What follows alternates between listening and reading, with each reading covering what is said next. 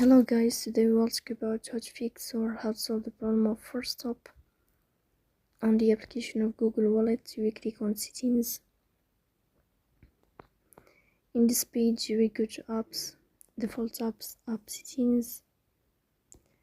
On above, you will search about Google Wallet. Here in this page of App Info, you will click on Forcestop and you will click OK. Then you will enter to the window of storage. Then we click on Clear Cache, but pay attention, don't click Clear Data because that can delete your account. In the end, you can turn off your phone and you can wait a moment to restart your phone again to fix that problem. So please don't forget to support us by like and subscribe. See you next time and thank you for watching.